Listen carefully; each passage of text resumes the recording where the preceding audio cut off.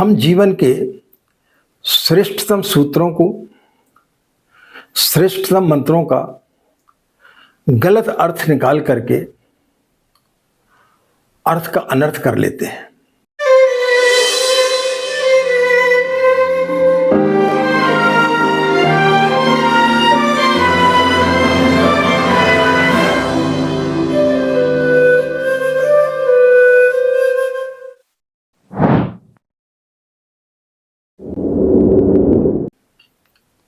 हमारे आत्मी,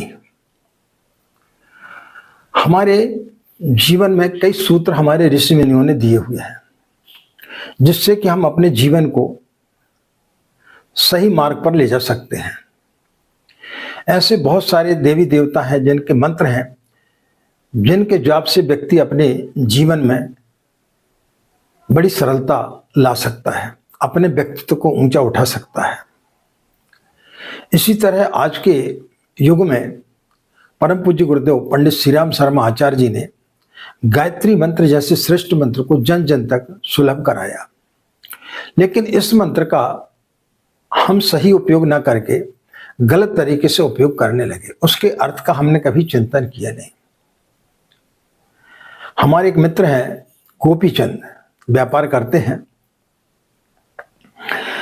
वो अपने कर्मचारियों से बड़े परेशान थे, तो एक दिन वो मनोचिकित्सक के पास पहुंचे और उन्होंने उनकी सारी व्यथा को बताया। बोले, मेरे जो कर्मचारी हैं बहुत आलसी हैं, कोई काम नहीं करते हैं। उनको कभी भी बोलो तो बोलते हैं कल कर लेंगे, आज क्या है। हर काम को कल पर टालते रहते हैं। तो उस मनोचिकित्सक ने उन्हें एक सूत्र दिया। कौन सा सूत्र दिया? कि काल करे सो आज कर, आज करे सो अब, पल में परलय होएगी, बहुर करेगा कब।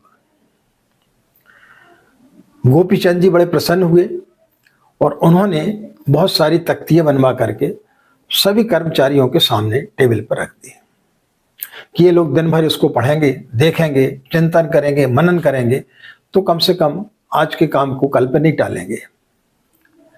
तो उन्होंने तो ऐसा सोचा था, लेकिन हुआ उसका उल्टा।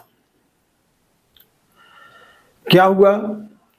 उनका जो एक कर्मचारी है, जो कि खजांची था, अकाउंटेंट था उनका, वो तिजोरी लेकर के भाग गया, उनकी पूरी जमा पूंजी लेकर के भाग गया। दूसरा व्यक्ति उनके पीए को लेकर के भाग गया, और तीसरे जो व्यक्ति उनका बॉडीगार्ड था, उसने उनकी खूब धुनाई कर दी। 3 दिन बाद उस मनोचिकित्सक का फोन आया कि भाई गोपीचंद जी सब ठीक ठाक है? अरे बोले सब गड़बड़ हो गया, मैं अस्पताल में भर्ती हूं। बोले क्या हुआ? बोले पूरे शरीर की एक एक हड्डियां टूट गई, आप जल्दी आइए, देर मत करिए आप। मनोचिकित्सक दौड़ते हुए अस्पताल में पहुंचा, देखा गोपीचंद जी बिस्तर पर लेटे हुए, पूरे शरीर में पट्टियां बंधी हुई हैं। बोले सब कैसे हुआ? बोले कुछ मत पूछो, ये आपके सूत्र के कारण हुआ। बोले कैसे? बोले मेरा इतना विश्वसनीय कर्मचारी था, अकाउंटेंट था, वो मेरी पूरी जमा पूंजी को लेकर के, तिजोरी को लेकर के भाग गया। मैंने पूछा भाई क्या कर रहा है? बोले मैं बहुत दिनों से सोच रहा था कि चोरी करूं, लेकिन इसी डर के कारण कि पता नहीं कल सेठ पुलिस में रिपोर्ट ना कर दे, कुछ ना हो जाए। लेकिन आपने बड़ा बढ़िया सूत्र दे दिया कि काल करे सो आज कर, तो मैंने सोचा अब देर नहीं करना चाहिए, पता नहीं पल में परलय होएगी, बहुर करेगा कब। तो वो तिजोरी लेकर के भाग गया। दूसरा व्यक्ति मेरी पीए को लेकर के भाग गया। उसने बोला भाई मैं इससे काफी समय से प्रेम कर रहा था, सोच रहा था कि इससे शादी करूंगा, लेकिन डर लग रहा था कि वो मालिक की पीए है, यदि इनको पता चल गया तो पुलिस केस कर देंगे, कुछ कर देंगे। लेकिन बड़ा बढ़िया सूत्र मिल गया, तो मैंने सोचा कि जब करना ही है तो फिर देरी क्यों करना, तो उसको लेके भाग गया। मेरा जो अंगरक्षक था, बॉडीगार्ड था, वो आया मेरे कमरे में और धनाधन उसने मेरी पिटाई चालू कर दी। उसी के कारण मेरे पूरे शरीर की हड्डियां टूटी। बोले उसने क्यों पिटाई कर दी? वो बोले मैं बड़ा परेशान था तुमसे, जब देखो तब मेरे को डांटा करते थे। मेरे मन में हमेशा विचार उठता था कि एक न एक दिन इनकी अच्छी पिटाई की जाए, लेकिन सोचता था बाद में कभी देखेंगे। लेकिन सूत्र दे दिया, काल करे सो आज कर, आज करे सो अब। तो पिटाई कर दी। अब पूरे शरीर में ये उसी की देन है, एक एक हड्डी मेरी टूटी हुई है। तो बोले दर्द तो होता होगा? बोले हाँ होता तो है जब मैं हंसता हूं। बोले हंसते हो तब? बोले इतनी हड्डियां तुम्हारी टूट गई, इसके बाद तुम हंसते हो? बोले जहां कभी कभी सोचता हूं कि मैं कितना सुखी था, भले काम देरी से हो रहा था, लेकिन एक सूत्र ने मेरा पूरा व्यापार ही बंद कर दिया। तो मित्रों, इसी प्रकार से हमारे ऋषि मुनियों ने बहुत सारे सूत्र दिए हुए हैं और ये बड़े अद्वितीय सूत्र हैं, लेकिन हम उनका सही तरीके से इस्तेमाल न करके गलत तरीके से इस्तेमाल कर लेते हैं।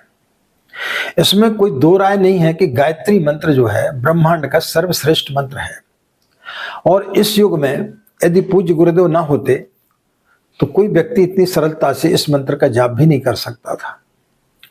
लेकिन उन्होंने तप के कारण, अपनी शक्तियों के कारण इसे सर्वसुलभ कर दिया। जब सर्वसुलभ किया और जब लोगों को पता चला कि इससे कि जाप करने से बहुत सारी चीजें प्राप्त होती हैं, जैसे कि उसमें लिखा हुआ है कि आयु प्राणाम प्रजाम पशुम कीर्तिम द्रविणम ब्रह्म वर्चसम, ये सारी चीजें मिलती हैं। तो व्यक्ति जो है उसके अर्थ को न समझ करके और अनर्गल चीजों के मनोकामना में इस मंत्र का उपयोग करने लगा। तो जब यदि आप गायत्री मंत्र का अर्थ समझेंगे तो उसका अर्थ है उस प्राण स्वरूप दुख नाशक, स्वक स्वरूप श्रेष्ठ, तेजस्वी पाप नाशक, देव स्वरूप परमात्मा को हम अंतःकरण में धारण करें, वह हमारी बुद्धि को सन्मार्ग की ओर प्रेरित करे। ये गायत्री मंत्र का अर्थ होता है कि हम ऐसे परमात्मा को हमारे अंतःकरण में धारण कर रहे हैं जो हमारी बुद्धि को सन्मार्ग की ओर प्रेरित करे। अब आप गायत्री मंत्र का जाप कर रहे हैं, लेकिन आपकी बुद्धि चोरी में लगी हुई है, आपकी बुद्धि किसी गलत काम में लगी हुई है। आप उस मंत्र का उपयोग सोचते हैं कि किस दिन में जाप करने से किसी के ऊपर वशीकरण हो जाएगा, किसी से शादी हो जाएगी, या आपके घर में धन दौलत की बरसात होने लगेगी। तो ऐसा नहीं होता है। गायत्री मंत्र आपके अंदर विवेक और बुद्धि जागृत करती है, आपके अंदर प्रज्ञा जागृत करती है, और जिस व्यक्ति के अंदर विद्या बुद्धि विवेक आ जाते हैं तब फिर उसके अंदर ये सारी चीजें आना प्रारंभ हो जाती हैं।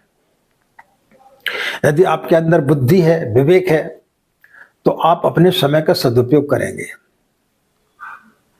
आप अनर्गल चीजें नहीं खाएंगे, आप ब्रह्मचर्य से रहेंगे तो आपका स्वास्थ्य ठीक रहेगा। आप गलत काम नहीं करेंगे, सही तरीके से काम करेंगे, लोगों का सम्मान करेंगे तो आपका सम्मान भी बढ़ेगा, आपकी पद प्रतिष्ठा में वृद्धि होगी। आप सही तरीके से नौकरी करेंगे, सही तरीके से व्यवसाय करेंगे, छल कपट नहीं करेंगे, तो आपके ऊपर धन की वर्षा भी होगी। लेकिन आप ये सब तो करेंगे नहीं और सिर्फ मंत्र जपते जाएंगे, उसके अर्थ का चिंतन करेंगे नहीं और सोचेंगे कि हमारा अमुक काम 21 दिन में हो जाए, हमारा अमुक काम 11 दिन में हो जाए, या हम गायत्री मंत्र का जाप कर रहे हैं, हमें तो फलित हो ही नहीं रहा है, तो कैसे संभव हो सकता है? तो इन सूत्रों को, इन मंत्रों की शक्तियों को हम समझें और उस आधार पर यदि आप इनका जाप करेंगे तो निश्चित रूप से जो शास्त्रों में गायत्री मंत्र की महिमा गाई गई है, वेद पुराण ऋषि मुनि देवी देवता गायत्री मंत्र की प्रशंसा करते हुए थकते नहीं हैं।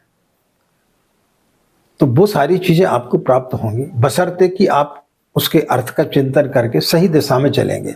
यदि आप अर्थ का अनर्थ करेंगे तो गोपी चंद जैसा आप जो है अपने जीवन को दुखी बना लेंगे। आज की बात समाप्त। आप सभी के अंदर बैठे परमात्मा को हमारा प्रणाम, हमें आज्ञा दें। नमस्कार, ओम शांति।